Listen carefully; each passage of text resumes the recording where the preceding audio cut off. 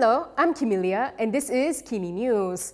The federal court has dismissed Najib Abdul Razak's application for leave to set aside a Mareva injunction by SRC International, which prevents him from transferring or dissipating 42 million ringgit worth of assets.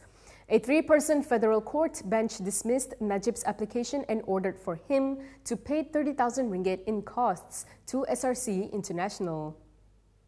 Judge P Nallini, who delivered the court decision, said the law being relied on by courts in the country over the past 40 years is clear with regard to what requirement a high court judge needs to consider before imposing a Mareva injunction. Under the law, for civil action, a Mareva injunction is a court order which effectively freezes the assets of a defendant from being dissipated pending the outcome of a related lawsuit. The Mareva injunction order directed that Najib must not remove, dispose of, deal with, or diminish the value of any assets in and outside of Malaysia up to the value of 42 million ringgit, pending the final disposal of the main lawsuit against him. As per the order, Najib is entitled to withdraw not more than 100,000 ringgits a month from a bank account or other sources from the purpose of ordinary living and legal expenses. The present SRC suit is among the 22 civil actions launched by it and 1MDB in 2021, targeting those who purportedly defrauded the two government-owned entities, whether knowingly or unknowingly. Anthony Loke has told MCA to stop telling the Prime Minister how to do his job. He said this in response to MCA's suggestions to Anwar on the cabinet reshuffle. Stop trying to teach the Prime Minister how to do his job. This was the response from Transport Minister Anthony Loke to suggestions from MCA on the cabinet reshuffle. Speaking to reporters last night, the DAP Secretary General said a cabinet reshuffle is solely the prerogative of the Prime Minister and this should be respected. Saya rasa tak payahlah kita sibuk-sibuk nak bagi tahu Perdana Menteri apa yang perlu dibuat oleh Perdana Menteri. Rombakan kabinet ini kalau ada pun adalah kuasa prerogatif PM. Dan setakat hari ini PM tak bagi apa-apa maklumat pun. Malah mesyuarat kabinet hari ini tak langsung sentuh rombakan kabinet. Loke was asked to comment on a statement by MCA spokesperson Mike Chong 2 days ago, where the party suggested Prime Minister Anwar Ibrahim to drop some cabinet members amid speculation of an impending cabinet reshuffle. Among others, Chong suggested that Local Government Development Minister Nga Kor Ming should be dropped from the cabinet lineup for continuing to act like an opposition politician, even though he is now a government minister. He had also singled out Economy Minister Rafizi Ramli and Agriculture and Food Security Minister Muhammad Sabu. But Sabu also commented on the issue. When asked for comments on MCA's suggestion to remove him as a minister, this is what he said. Agriculture and Food Security Minister Muhammad Sabu said it is up to the Prime Minister to evaluate and decide on his performance as a minister. This came after MCA called for his removal from office. When contacted for comment, he told Malaysia Kini that everyone is free to express their opinions and views. However, he said assessing the performance of ministers and deciding on ministerial appointments is the prerogative of the Prime Minister, with the consent of the Yang di-Pertuan Agong. Mat Sabu added that he would continue to serve and work as usual as long as he is entrusted to be a minister in the unity government. Muhammad was asked to respond to MCA spokesperson Mike Chong, who named 3 ministers who should be removed in a rumored cabinet reshuffle for supposedly underperforming or courting controversy. Chong had criticized Muhammad for shortages of food items under his watch. He said since Muhammad took office, Malaysia has witnessed successive outbreaks of eggs and rice shortages. According to Chong, not only did he botch preventing these problems from occurring, he also failed to address the sharp price hikes in people's daily essentials. Chong had also singled out Economy Minister Rafizi Ramli and Local Government Development Minister Nga Kor Ming. He also urged Anwar Ibrahim to drop his finance portfolio or appoint a second finance minister so he can focus on formulating and coordinating government policies as Prime Minister. We are often faced with nutrient deficiency needed for our body. This is why I choose G-Sure. G-Sure is the first plant-based and complete nutrition drink that helps to improve the immune system and strengthen our bodies. It has to be Good Morning G-Sure. Saudin Abdullah has claimed that the government today is chaotic. In a speech at a trauma last night, he also shared the reason for it.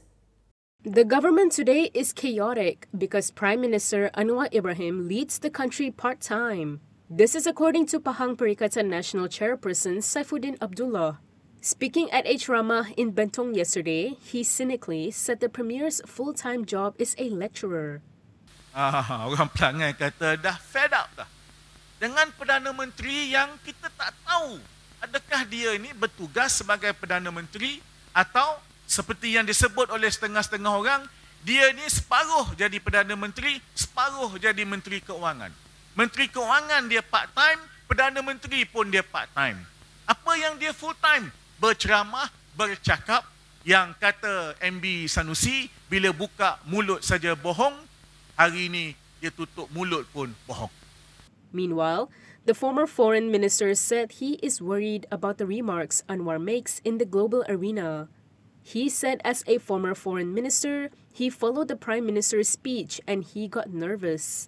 Saudin said he wonders if Anwar thinks before he speaks, as if he's planning to change the country's foreign policy. This was in reference to Anwar's recent speech at the United Nations General Assembly, where the Prime Minister spoke about the Russian invasion of Ukraine and called for a resolution to the crisis. Saudin added there are reasons why the foreign ministers don't use strong words, and they are careful with their words when it comes to international relations. He also criticized Anwar for condemning Russia in his speech and said that PN had never done that. Hamzah has denied claims of a division or factions within Bersatu. He said there is no rift between him and Muhydin and all is well in the party. Bersatu Secretary General Hamzah Zainuddin has denied claims that his relationship with party president Muhydin Yassin has turned cold. He said talks about two factions in Bersatu are deliberately meant to create friction within the party and Perikatan Nasional. Saya Setiausaha Agong Tan Sri Muhydin, Presiden, dia lantik saya Setiausaha Agong. Pasal apa nak perpecahan? Kalau saya tak suka dia, saya berhenti. Kalau dia tak suka saya, dia pecat saya. Adakah perkara itu berlaku? Hamzah added that contrary to such claims, all is still well inside Bersatu. He said they are on good terms with each other and are working and campaigning for the election. Hamzah said this when asked about rumors of a division in Bersatu and claims that he would challenge for the top post in the party. Previously, Bersatu Deputy President Ahmad Faisal Azumu had also denied talks of friction between the party leadership, as reported by some news portals. An UMNO leader has told Muhydin to look in the mirror first before pointing fingers at UMNO. This was in response to Muhydin's comment on UMNO working together with Anwar and DAP. UMNO Vice President Wan Rosdi Wan Ismail has told Perikatan Nasional Chairperson Muhydin Yassin to look in the mirror before accusing UMNO of having lost its way. This comes after Muhydin insinuated that UMNO was playing second fiddle to DAP and Anwar Ibrahim after they started working together following the 15th general election. Wan Rosdi pointed out that PN parties had made political pacts with DAP twice in the past before UMNO had. Dia sepatutnya benda itu ditujukan kepada dia. Dia pun jauh terpesong dengan mengeluarkan. Kita boleh tengok track record dia dengan DAP sebagai contohnya sebelum wujudnya Kerajaan Perbadanan. Mereka 2 kali. Sebelum pilihan raya, kita selepas pilihan raya bila kerajaan tak terbentuk. Jadi dia kena tengok track record parti dia lah sebelum mengatakan orang lain. He added that UMNO had abided by the King's advice on their cooperation.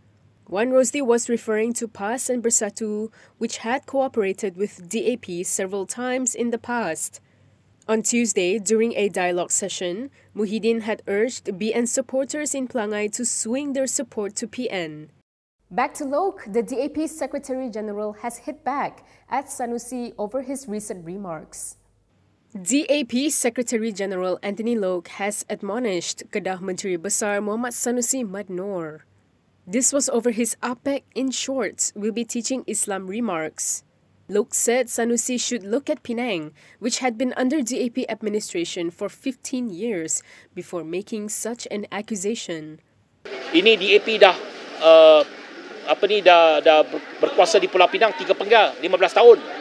Adakah APEC Cina menyampaikan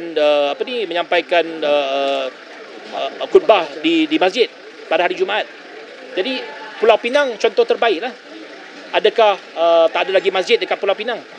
Jadi itu yang mereka mainkan.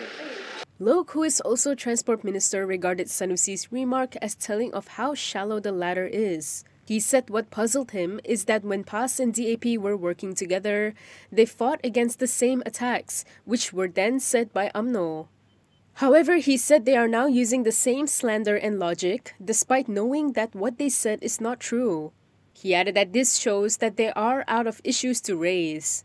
Loke said this in response to Senusi's remarks at Ceramah in Pelangai last week, where the PAS leader claimed that Malaysia would one day see APEC in shorts teaching Islam in mosques if Pakatan Harapan and BN continue to run the government.